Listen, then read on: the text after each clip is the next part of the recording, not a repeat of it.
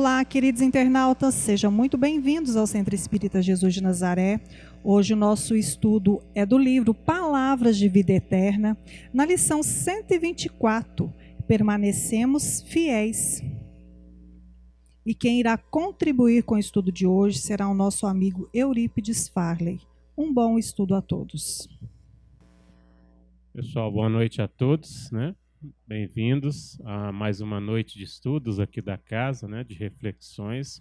Aos amigos também que nos assistem através das redes sociais, uma boa noite também, bom dia ou boa tarde, né? Dependente do horário que for assistir depois. Conforme foi colocado, nosso tema hoje, dando sequência às leituras, às explanações deste livro, Palavras de Vida Eterna, lição 124, em que Emmanuel vai nos colocar como título Permaneçamos Fiéis. Uma passagem de uma das cartas de Paulo, apóstolo, aos Coríntios, 1 Coríntios, no capítulo 4, versículo 2, em que Paulo assim nos escreve. Além disso, requer-se nos dispenseiros que cada um se ache fiel. Então, para a gente entender primeiro o que vem a ser a palavra dispenseiros, né? Porque quando Paulo coloca requer-se nos dispenseiros que cada um se ache fiel. Então, o que vem a ser dispenseiros? É aquele que concede, que distribui, que oferece. Então, aquele que se coloca em disposição de ser útil, de conceder, de dar, como se diz, de si, de fortalecer, nesse sentido.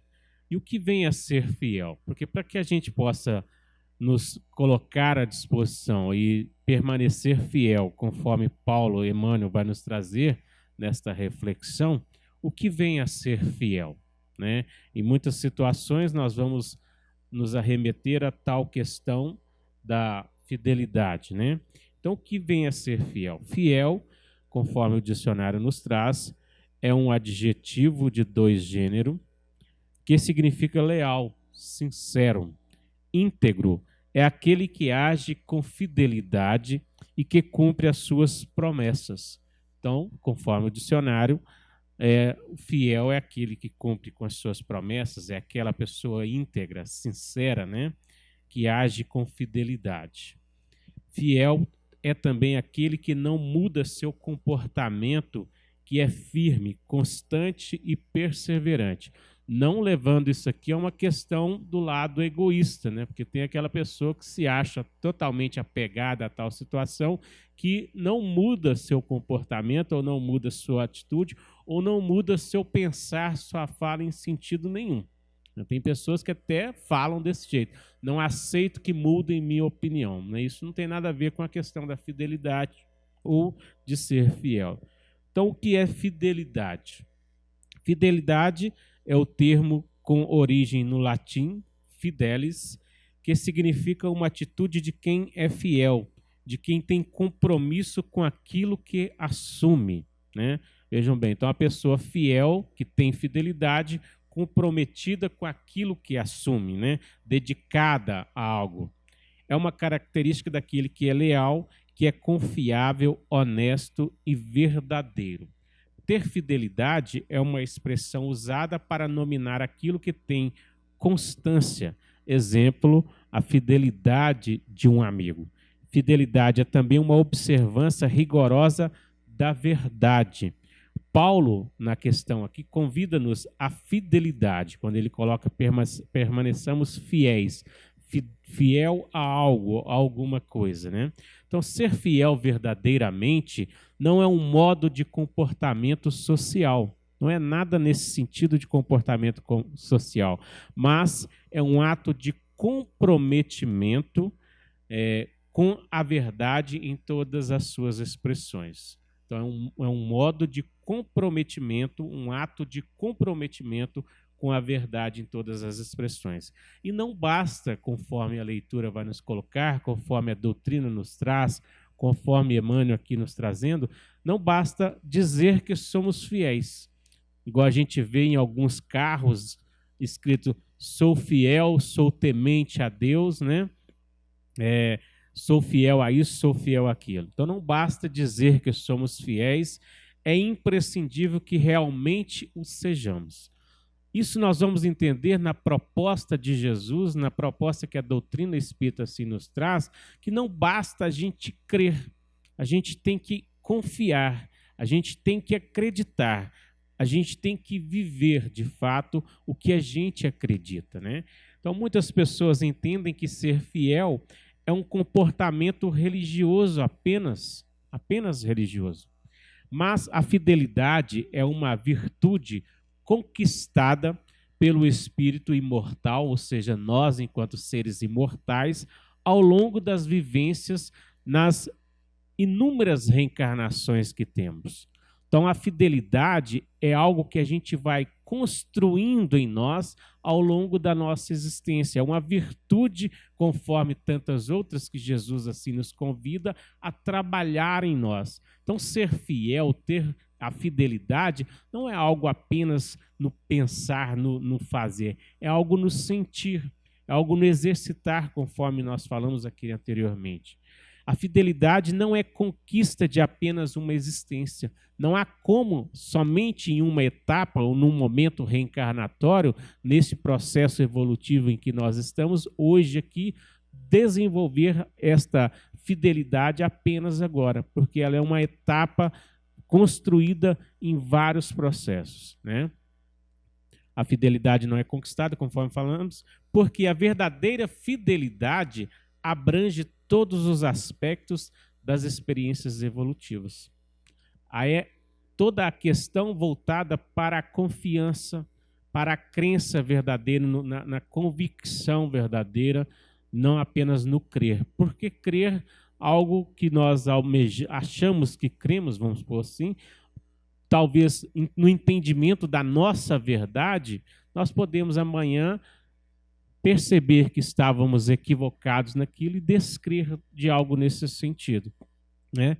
Embora não se possa definir a fé, entendemos-la como a força que nasce com a própria alma, certeza instintiva da existência de Deus. Conforme o próprio Jesus nos traz que nós fomos criados semelhante à imagem de Deus, ou seja, a fé nasce conosco, essa fidelidade nasce conosco, mas ela precisa ser desenvolvida. É como as aptidões que nós trazemos e precisamos desenvolvê-las em cada etapa evolutiva para assim nós irmos aperfeiçoando cada vez mais e desenvolvendo em nós esta questão da fidelidade da fé. Quando falamos assim de fé, não é uma crença, conforme nós colocamos, pura e simplesmente. Não basta crer, né? Fé, dentro da visão espírita, é um processo de convicção. Nós precisamos, de fato, ter convicção naquilo que nós cremos, naquilo que nós acreditamos, né? Qual a diferença entre crer e ter convicção?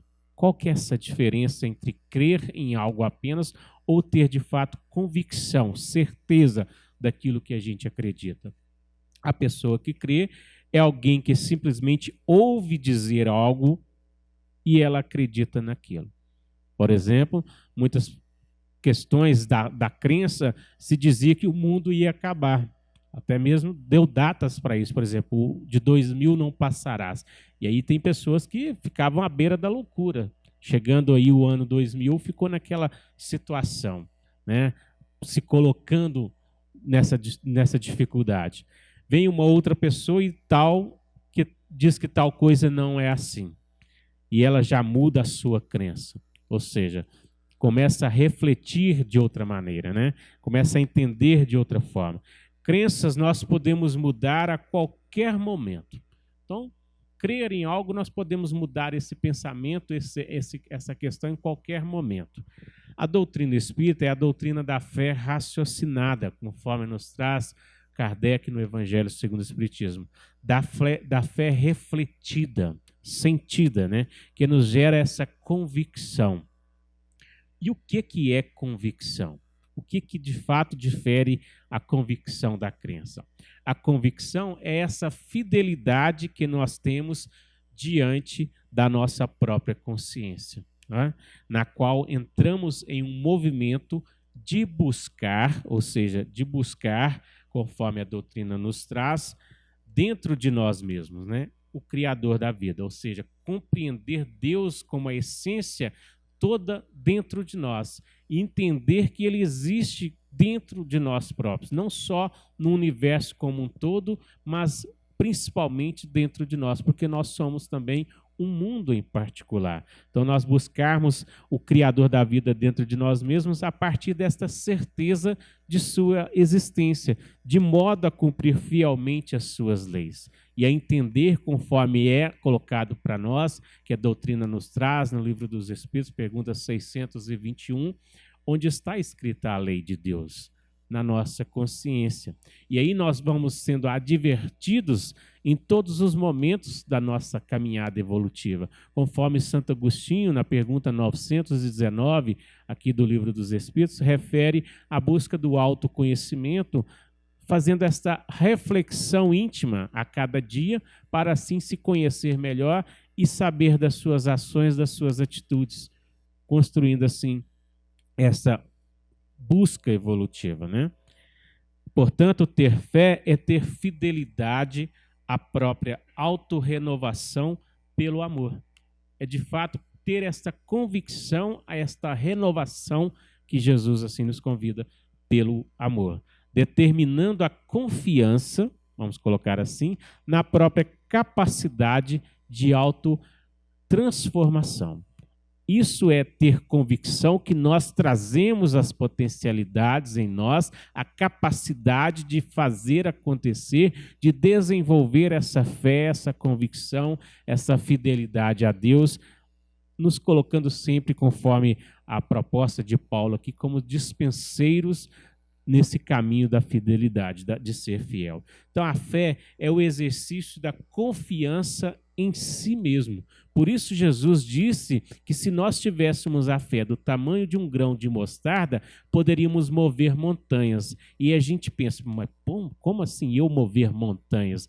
Ele não fala de montanhas simbolicamente na questão física, mas são as montanhas que nós mesmos vamos enchendo a nossa bagagem evolutiva, o nosso fardo, e ele vai ficando pesado, ao qual cabe a nós somente retirar essas dificuldades de dentro de nós. E é essa fé, conforme a doutrina nos traz, conforme Jesus assim nos coloca, que seremos capazes de mover se de fato tivermos essa vontade, essa força, essa convicção, essa confiança na nossa própria capacidade, na nossa própria disposição. Então, a fé é o exercício da confiança em si mesmo, na vida e na providência divina.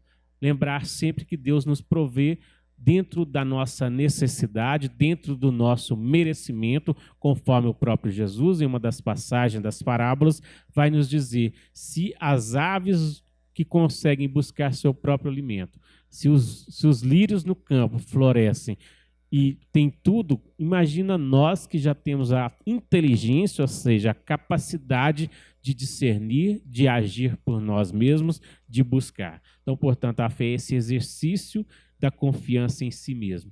É exercitar a capacidade que cada um de nós temos de buscar o poder de mudar a própria vida para melhor com auxílio das energias divinas. Por exemplo, um momento como esse aqui, através de uma explanação, de receber aqui o mecanismo desta renovação que o passe nos oferta, através dessa transfusão de energias, como aqui a espiritualidade derramando sobre nós. E aí, se eu não acredito, se eu não confio nisso, não adianta nada. Eu tenho que me abrir a isso, eu tenho que estar aberto a buscar conforme Jesus coloca, a bater conforme Jesus coloca, para que nós possamos absorver tudo isso. Todo esse processo de confiar em si mesmo e confiar na vida culmina com a confiança em Deus, que gera a fé convicta. Então, para confiar em nós, lembrar da confiança em Deus, nos conectar a isso, para que nós podemos gerar essa fé convicta. Quem melhor trabalhou essa fé, essa questão da fé convicta, fruto desta reflexão e do raciocínio, foi Jesus. Por todo o Evangelho, nós vamos ver Jesus sempre dizendo às pessoas que ele atendia em alguma necessidade, a tua fé te salvou. Jesus, em todos os momentos, colocava, depositando na pessoa a confiança que ela tem de ter, a convicção que ela tem de ter, porque depende unicamente dela encontrar essa salvação. Então, quando Jesus diz, a tua fé te salvou e não eu te salvei, ou eu te curei, ele estava mostrando para a pessoa que ela era a responsável pelo seu processo de cura, né? Aliás, não apenas do corpo, como muitos nós aqui vamos pensar apenas do corpo, né? Mas a cura em nível profundo, que é o processo de transformação do espírito. Por exemplo, na passagem, na parábola, que ele vai narrar sobre a mulher que estava há 12 anos com uma hemorragia no útero e ela buscou, nesse processo da sua renovação interior, a sua transformação íntima, nessa construção de ir ao encontro de Jesus, tocar em suas vestes, ou seja, estar aberta a absorver tudo isso. Porque em meio àquela multidão toda, nenhum outro, na narrativa de Jesus, conseguiu absorver essa cura. Por quê? Porque estavam esperando que Jesus fizesse por eles. E a proposta que Jesus vai nos colocar, que a fé é que cura de dentro para fora, e não de fora para dentro, em que, por exemplo, aqui na nossa busca aqui, tomando um passe, nós vamos receber alívio, conforme Jesus coloca. Mas a cura depende da mudança de atitude, depende da construção íntima que cada um de nós devemos fazer. Somos nós os responsáveis pela nossa construção íntima. Jesus nos direciona e ele deixa bem claro que aquele que quer seguir após mim, que tome a sua cruz, ou seja, que busque fazer seus esforços, que busque trabalhar a sua fé, desenvolver as suas aptidões, as suas qualidades, para que você possa encontrar a cura interior e salvar-se. Então, quando Jesus diz a tua fé te salvou e não eu, ele vai nos colocar de fato isso, que é o processo de transformação do espírito, de dentro para fora. Então, Jesus, quando encarnado entre nós, tinha a máxima capacidade de doação energética. Então, por isso, essa mulher conseguiu absorver isso dele, porque ela estava disposta, ela estava confiante, ela tinha essa convicção que, chegando pelo menos e tocando nas vestes deles, ela seria capaz de se curar, né? A ponto de recompor o perispírito. E o que é o perispírito? É o corpo espiritual que modela nosso corpo físico.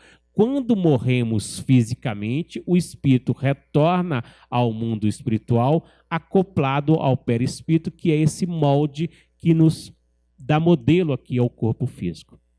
É isso. Por exemplo, as questões relacionadas à pessoa que encarna com algum problema físico, pode ter sido lesado o seu corpo espiritual, primeiro lesou o corpo físico, que deixou essa marca no corpo espiritual, e ela renasce aqui com essa dificuldade, vamos colocar assim. Então, conforme Jesus coloca, ele tinha, ou melhor, ele tem essa capacidade energética, por ser médium de Deus, a ponto de recompor o perispírito da pessoa em questões de segundos. Por isso ele apenas colocava a mão na destra da pessoa, na testa da pessoa, e ela recompunha suas energias, né? Isso fazia com que houvesse a recuperação do corpo físico, tanto é que passagens mostram ali o aleijado que consegue se levantar e andar. Também em minutos ele fazia isso com os leprosos, que já estavam até com degenerência de nariz, de orelhas, cegos, paralíticos, que se restabeleceram completamente. Jesus ensina que era a fé da pessoa que a salvava, e não ele. A pessoa se curava com a ajuda dele. Então, ele tem esse magnetismo. Mas se a pessoa não tiver a vontade de querer melhorar, ela não vai melhorar. Tanto é que ele pergunta, ele já sabia a resposta, mas ele questiona: o que queres que eu faça? E aí a pessoa refletia naquilo e falava: que eu veja, que eu veja. Né? Então Jesus ensina que era a fé da pessoa que a salvava, que a curava. Né? Por isso, a fé mobiliza o nosso potencial de autocura. O passe aqui, por exemplo, vai mobilizar esse potencial em nós. Mas se nós sairmos daqui ainda desacreditados, ainda não convictos que nós recebemos aqui uma energia edificante, nós vamos sair mentalizando pensamentos negativos, nós vamos construir ainda as mesmas questões que víamos trazendo. Por isso é necessário essa autorrenovação, essa transformação. Passamos um dia igual hoje, por exemplo, no nosso trabalho, tivemos dificuldade com o colega de trabalho, com o patrão, com alguém no trânsito, e aí a gente vem aqui, que está nervoso, está agitado, está passando por algum mal-estar físico, psicológico, emocional, mas o passe vai apenas aliviar. A cura interior depende de cada um, conforme Jesus coloca. Nós vamos buscar o alívio, e ele nos dá a condição para encontrar o descanso para a alma, que é essa salvação, que é essa cura interior, nos buscando mobilizar na construção do Evangelho, trabalhando em nós as potencialidades e desenvolvendo essa autocura primeiro, né? Então, porém, é essencial que confiemos nesse potencial que trazemos em nós para realizar a transformação interior e não fiquemos esperando passivamente como o restante da multidão ao redor de Jesus, que oprimia Jesus, que apertava Jesus, que tocava em Jesus, mas não conseguiu absorver a cura que estava disponível para todos. Por que não conseguiram? Porque não estavam abertos, porque não tinha desenvolvido ainda essa convicção, essa certeza, essa construção íntima que Jesus nos dá. Por isso, eles estavam esperando de Jesus milagre. E Jesus não fez milagres, conforme outras religiões vão colocar. Nós aqui colocamos o magnetismo de Jesus chegando aqui próximo. Se a gente está aberto e já tem merecimento para isso, nós absorvemos se nós estivermos buscando. Então, a salvação, conforme Jesus coloca, é o próprio processo de busca de saúde espiritual, pois significa a iluminação nossa enquanto espírito imortal até a nossa completa purificação. Isso é se salvar, conforme Jesus coloca. Não é algo que acontece após a morte do corpo físico, igual muitos acham, e que morreu, está descansando, está livre, está salvo, né? Porque Jesus vai dizer que a cada um segundo suas obras. Não é porque desencarnou ou morreu fisicamente, retornou à pátria espiritual, que está salvo. Não é bem assim. Então, como muitos pensam, né? Mas um processo contínuo, conforme Jesus vai colocar, que ocorre no corpo ou fora dele. Estamos aqui encarnados, ou seja, matriculados neste mundo para desenvolver essas possibilidades, essas convicções. Não conseguimos, vamos retornar para o mundo espiritual na mesma condição que estamos aqui. Lá vamos ter oportunidades também de refletir, de rever o que deixamos de fazer ou o que fizemos equivocadamente e também de perceber já o que já trazemos de virtudes conquistadas. Mas vai requerer de nós um novo retorno aqui para trabalhar tudo isso. Se a gente for lá na parábola do filho pródigo, Jesus narrando quando o filho está caído, o filho mais novo caído em si, ele percebe que ele fez escolhas equivocadas, que ele levava uma vida sem sentido, sem essa convicção, sem despertar para o caminho que Jesus nos convida da autocura, da autossalvação, e ele pede uma nova oportunidade. Jesus narrando essa parábola, a gente vai entender que talvez esse filho pródigo, que é a humanidade, somos nós, nos colocarmos nessa condição, talvez não tenhamos tido essa oportunidade na mesma vida física, renovar conforme Paulo de Tarso renovou. Era um perseguidor da lei, no encontro na estrada de Damasco com Jesus, faz a sua transformação interior, busca reparar o seu caminho, busca reedificar a sua vida e se transforma no São Paulo, vamos colocar assim. Esse convite todos nós temos para fazer. Paulo não era um ser iluminado conforme Jesus aqui veio. Era um qualquer como nós, que aproveitou a oportunidade, trabalhou dignificando a sua busca, conforme o filho pródigo na parábola, o filho mais novo. Ele pede ao pai uma nova oportunidade, ou seja, um novo caminho. Paulo para Jesus pergunta: que queres que eu faça, Senhor? Maria Madalena, a mesma situação, transformou-se. Jesus a disse: se ninguém te acusou, eu também não te acuso. Agora tem uma questão: se não quer permanecer no erro, vá e não peques mais para que coisas piores não te aconteçam. Então, esses convites também são para nós, para a gente refletir o que Jesus espera que nós façamos, o que é necessário nós fazermos, né? Então, não é algo que vai acontecer para nós, essa transformação, essa salvação após a morte do corpo físico, como muitos pensam, mas em um processo contínuo que ocorre no corpo ou fora dele, pois diz respeito a nós, enquanto espírito imortal que somos, em processo de purificação e desenvolvimento das virtudes essenciais. Estamos aqui com esse propósito: desenvolver em nós as virtudes essenciais das qualidades do coração, conforme Jesus coloca, fazendo surgir o nosso Cristo interno. O Cristo interno, pacificado, conforme São Francisco de Assis vai colocar na oração: Senhor, fazei com que eu seja instrumento da tua paz. O que é um instrumento? Qual é a paz de Jesus? Jesus trazia conflitos em momento algum, sempre apaziguando, dando a outra face, o lado da humanidade, o lado da bondade, o lado do amor, o lado da persistência, fazendo surgir esse Cristo interno em nós, até nos tornarmos puros espíritos, que é a nossa destinação.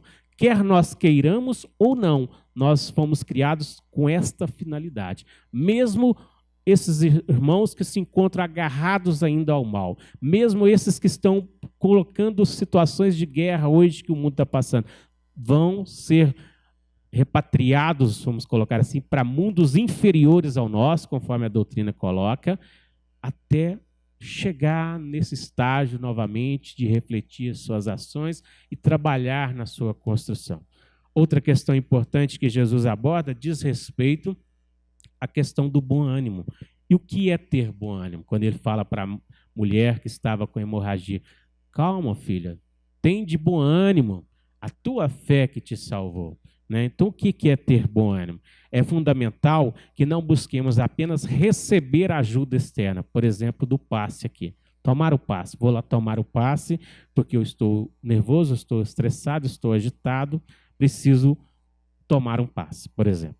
Mas que busquemos com bom ânimo, conforme Jesus coloca, entusiasmo, coragem, automotivação, o descanso para a nossa alma, que é exatamente a mesma coisa que Jesus coloca da salvação. Então, para que nós encontremos a salvação, o descanso para a nossa alma, conforme Jesus coloca lá: vinde a mim, todos vós que estáis cansados, sobrecarregados, aflitos, estressados, amargurados, qualquer situação, eu vos aliviarei. Ou seja, vim tomar um passe, vai receber, porque tem merecimento, porque veio, mas não é só vir tomar o passe e receber o alívio. É tomar sobre vós, ou seja, buscar compreender os ensinos, trabalhar, praticar, para que nós possamos, com humildade e com mansidão, encontrar o descanso para a nossa alma, que é essa salvação a que Jesus refere. Isso gerará um movimento ativo para todos nós, em direção a esta autotransformação pela prática do bem. Por isso a doutrina vai nos colocar que fora da caridade não há salvação. Ou seja, fora desse amor, fora desse bem fazer ao outro, fora desse relacionar-se bem com o outro, fora dessas posturas que Jesus coloca de dar a outra face, de não apedrejar, não julgar para não ser julgado.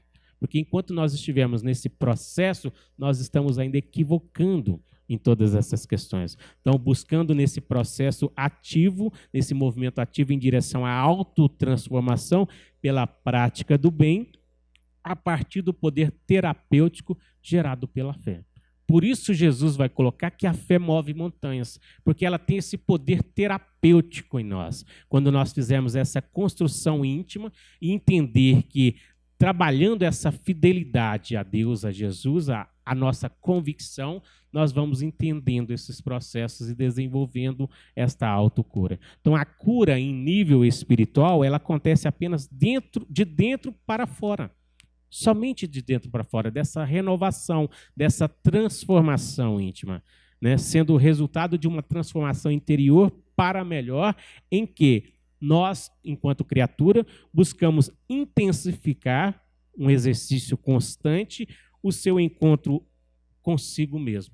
Ou seja, conforme Santo Agostinho vai colocar, o autoconhecimento, a busca do equilíbrio, a busca do entendimento maior, do buscar, conforme Jesus coloca, o seu jugo, entender a leveza e a suavidade de tudo isso, né? O encontro consigo mesmo, mesma essência e sua comunhão com o Criador, que o filho, na parábola, o filho mais novo, tinha perdido quando ele afasta da casa do pai. Somente quando ele retorna, quando ele busca novamente o contato, a comunhão com o pai, é que ele entende que somente conectado a Deus, ao Pai, nós temos tudo. Nós temos esse amor, nós nos preenchemos dessa carência, desse vazio existencial que ora nós trazemos em nós. Impossível concretizar realização alguma sem atitude positiva de confiança. Impossível nós fazermos algo sem ter confiança nisso, sem ter essa atitude positiva nisso. Confiando primeiramente em Deus e entregando-nos ao estudo, ao trabalho e à prática do bem. Venceremos as próprias dificuldades e superaremos os obstáculos do caminho sem desfalecimentos. Por isso Jesus coloca, já não sou eu quem vivo. Paulo coloca, já não sou eu quem vivo, mas o Cristo vive em mim. Então, quando nós estivermos de fato nesse sentido, e conforme Jesus coloca, eu e o Pai somos um. Por quê? Porque essa conexão já se sente presente no Pai. E isso é nós entendermos porque nós somos criados a essa essência, né? Seja qual for a nossa interpretação íntima da ideia de Deus, acentuemos em nós a confiança no bem para refletir-lhe a grandeza. Refletir o quê? A grandeza de Deus. E para a gente entender a grandeza de Deus, conforme a doutrina nos coloca, tem uma historinha, às vezes vocês já devem ter visto isso aí nas redes sociais, no Google, né? Até o WhatsApp, alguém já deve ter enviado para vocês, em que um garoto chega para o pai e pergunta qual era o tamanho de Deus. Qual o tamanho de Deus? E aí o pai, ao olhar para o céu, avista um avião e pergunta qual que é o tamanho daquele avião. E aí a criança, o menino diz assim, pequeno, quase não dá para ver. Então o pai o levou a um aeroporto e ao chegar próximo de um avião, pergunta novamente, e agora, qual o tamanho desse? E o menino responde, nossa, pai, é enorme. O pai então disse, assim é Deus. O tamanho vai depender da distância que você estiver dele. Quanto mais perto você está dele, maior ele será na sua vida. Quanto mais nós estivermos afastados de Deus realmente, mais distante ele está de nós. E não é Deus que afasta de nós, somos nós que afastamos dele. Na parábola do filho pródigo, Jesus narra isso brilhantemente. O filho pede a parte que lhe cabe, vai viver sua vida dissolutamente, afastado em terras longínquas, mostrando nós, enquanto humanidade, afastado da essência espiritual que nós somos, desta comunhão com o Pai, que é Deus, vivendo a vida ao bel prazer, buscando à porta larga os prazeres do mundo, as questões somente voltadas ao prazer efêmero, à questão material, e não sintonizando com o propósito que nós viemos da nossa evolução, que é conectado ao Pai. E aí Jesus mostra literalmente, quando o filho volta, o pai o recebe de braços abertos em festa, mostrando, beija-lhe o rosto, mostrando literalmente que nunca nos abandona. Nós é que não entendemos e afastamos da sua presença. Então, quando Jesus nos recomenda orar em secreto ao Pai, que de antemão sabe o que necessitamos, nos alerta para o fato de que Deus sabe de nossas necessidades. E às vezes a gente vai ficar pedindo certas situações e não nos chega e a gente revolta contra Deus. E aí a gente revolta contra a vida. E aí a gente acha que não somos merecedores, mas é porque ainda não construímos isso em nós. É conforme lá na parábola dos talentos. A cada um deu segundo a sua capacidade de trabalhar isso, né? Busquemos, portanto, atender às tarefas que foram confiadas a nós, honrando e dignificando o nosso concurso sincero e amigo, para que se cumpra a nossa destinação, conforme Jesus assim nos coloca, buscando assim construir o reino de Deus dentro de nós. Quanto mais realizarmos ações em direção a esse essencial que nós somos, ao espírito imortal que nós somos, mais nos serão dados em forma de forças, determinação, entusiasmo para a continuidade do processo de autotransformação. Por isso Jesus coloca: a quem muito é dado, muito será cobrado, mas aquele que mais tem, mais lhe será dado. Então, tudo que nós buscarmos em potencial de desenvolver as nossas potencialidades, mais possibilidades teríamos de desenvolver. Então, se nós temos convicção, temos fé, mais fé nós teremos. Mas, se o contrário, aquilo que não se tem lhe será tirado, conforme Jesus coloca, se nós ainda não desenvolvemos a nossa fé, a nossa convicção, o nosso amor próprio, a nossa construção essencial que aqui estamos, vai nos ser tirado de que sentido? Qualquer situação, conforme nós falamos no início, de algo, nós vamos descrer nisso, porque não está enraizado no ser imortal, porque não foi construído em nós ainda. Está fora, ou superficialmente no ego, e aí as máscaras caem. Aquela pessoa que se diz virtuosa, qualquer situação que a leva a um descontrole, a um desequilíbrio, isso cai por terra, como se diz. A pessoa demonstra que, de fato, ela não é virtuosa, ela não desenvolveu essas qualidades. Então, nós somos convidados a, conforme Paulo nos traz, a Emmanuel, nesta leitura de hoje, permanecermos fiéis, convictos, buscando essa compreensão e desenvolvendo em nós as qualidades que temos para praticar, conforme Jesus coloca, em exercícios constantes de humildade, de mansidão, para que nós possamos encontrar esse descanso que é essa salvação, essa harmonia, esse equilíbrio interno. Jesus abençoe a todos. Até uma próxima oportunidade.